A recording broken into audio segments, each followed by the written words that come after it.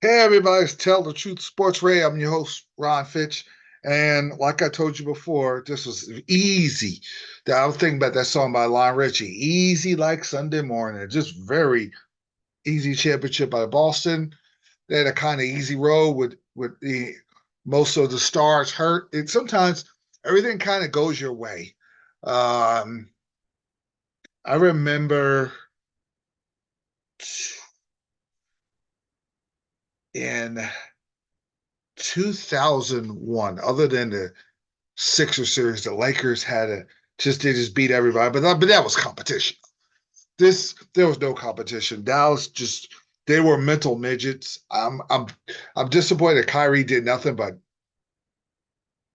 Holiday was guarding him well. And then you know what?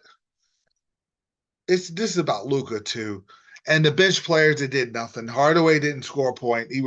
He was on fire in the meaningless game for a game, and it was just at the series was won in the offseason. The championship was won in the offseason when you get Drew Holiday from Portland and you get Porzingis. And I think the key to win championships is to grab those veterans that were stars that are desperate. They're still in kind of in their prime, and they don't worry about their roles.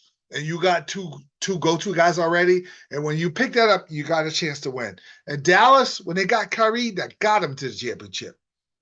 They would have to get another player because the West is going to be tougher, and then the East is going to be tougher. You're not going to get all the stars hurt in the East next year.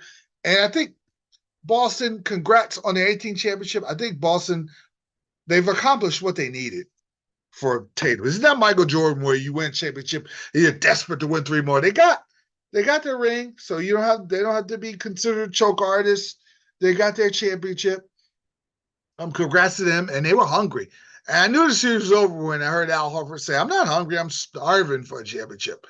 And they kept losing and losing, and they kept getting opportunities. And as an NBA franchise, you just hope for opportunities and opportunities because sometimes you get one opportunity, you don't get it anymore. And the door closes, and that's it. That was your shot. I remember Portland in the early 2000s and the that late 1990s. They just kept going, and it never got there. And sometimes it happens that way. And Boston finally got opportunity after opportunity after opportunity, and they finally came through. And they were more desperate, they were more hungry, they were more experienced. The stage was too big for PJ Washington. Those corner threes he hit, to a place he's not getting anywhere near the basket when it matters. And Exum played good, but the rest of the role players were not doing anything. Luka was okay, but his points are empty calories. He's got to get in better shape. He's got to be a little better defender. You have to be a all-world defender, but don't be putrid. And they took advantage of him in those first three games when they were going backdoor. They were fantastic. Tatum, 31 points, 8 of 8 from free throws. That's what you do. Because I remember Giannis just about made every free throw in the championship clincher. Eight, eight rebounds, 11 assists. Jaylen Brown, 21 points, 8 rebounds, 6 assists. The Stars did what they had to do in closeout. I knew they were closing them out. I knew they didn't care about game four. And Dallas I knew it was too late. And, Hauser played good, hitting threes. And Porzingis played, they didn't need him. The biggest stat that tells me all about why Boston won is Drew Holiday. 15 points. He was plus 21, 4 offensive rebounds, 8 rebounds, uh, and 2 steals and a block. And he made steals. He harassed Dallas. He didn't have them in their comfort zone. Kyrie Irving was 5 of 16. And Luka was 2 of 9 from three. He never got going from 3-point range. And Gafford was a no-show the playoffs. Gafford and Lively were neutralized, and they did nothing. PJ Washington did nothing. And all the work they did in Minnesota and all the series they played, they were absolutely a no-show. And that was it. That's key. When Gafford they didn't get any rebounds, and PJ Washington didn't shoot corner threes, they were rendered useless. And Boston took advantage of it. Drew Holiday. Drew Holiday was a big pickup. If you're a team on the verge of winning a championship, you gotta get yourself Drew Holiday and a Porzingis, and you hope a Porzingis is healthy. But they needed Holiday more than Porzingis and the pickup. And if you're a team that's almost there, like Minnesota, you got to go get you a Drew Holiday. You got to get you a dude that's been there before. Um, I don't think Dallas is going to get back unless they get another guy or Luka gets in shape. If Luka stays out of shape, Dallas ain't winning enough. Nada. Because Ja Morant comes back, the West gets tougher, Minnesota gets more experience. You don't know what Denver's going to do. And another thing that really helped Boston was they didn't have to see the Joker or Jamal Murray, the experienced teams that were the champs. So they had a team that had no experience, and Boston got beat by a very good Golden State team. And you think about it, Tatum and Brown been through a lot. They almost beat LeBron in Game 7, and they lost to Cleveland. Miami tormented them, went in 2 out of 3 when they played them, and in the bubble. And last year they just destroyed them in Game 7 when they came all the way back and they're heartbroken. They came right back. I remember, and this was like I equate Drew Holiday to when Kevin Durant with the Golden State. Golden State got their heart broken. It didn't look like they were ever coming back, and they were going to be the Seattle Seahawks of the NFL with that particular blown lead, aided by the stupidity of Draymond Green. We're never going to go back. And Draymond Green legacy was saved by Kevin Durant because that allowed them to win a couple of championships, and you forgot all about the drop kicks and stupid stuff he did in 2016. In 2017, 2018, they took care of business. And Kevin Durant was there to give them that extra, that, okay, we're going to win it.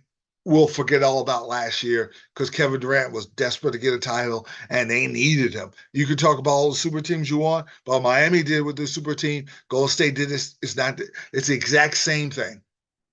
I didn't like it, but it happened.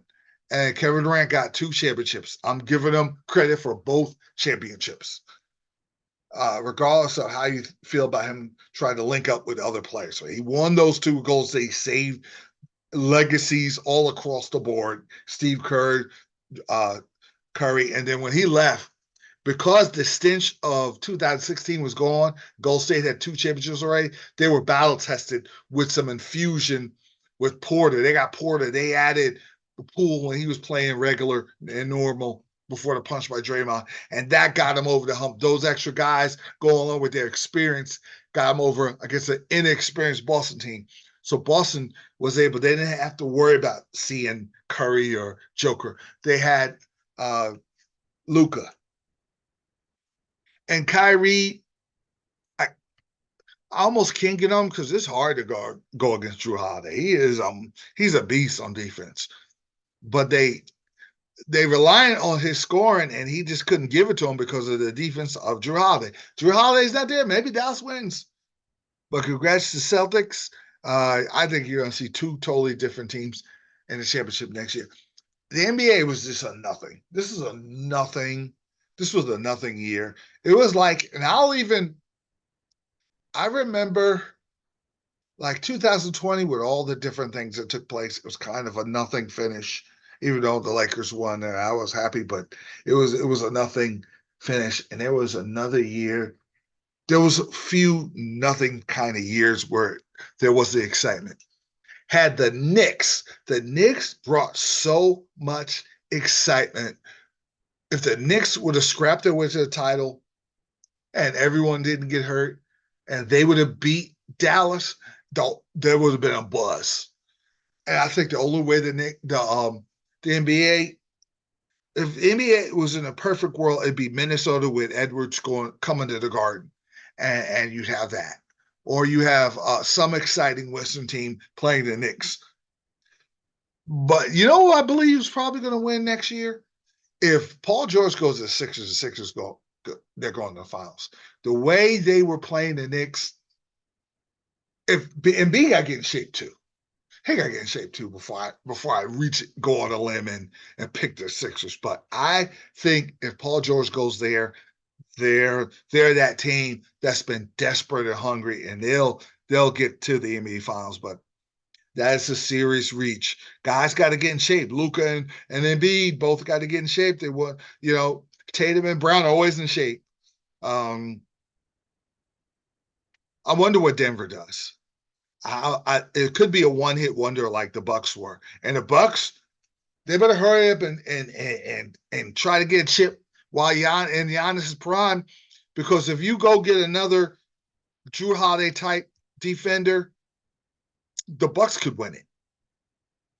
But it's wide open. I just think we're in an era of just one championship. There's no repeats. It's going to be a team that wins the championship, and then the following year it's going to be another team. I just think we're in that area because I think Boston's satisfied. They got their chip. That's it. You for the rest of your life, you never have to worry about saying you didn't have a ring. He got his ring, and Giannis got his ring. So you have teams that won championships the last few years, and that's it. It's no Michael Jordan or Kobe's or Magic or Birds where they just want to win every year. They won the championship the following day. They're ready to go back. It's not that kind of deal. It's going to be one and done, next team, one and done, next team. I just think that's the era we're in.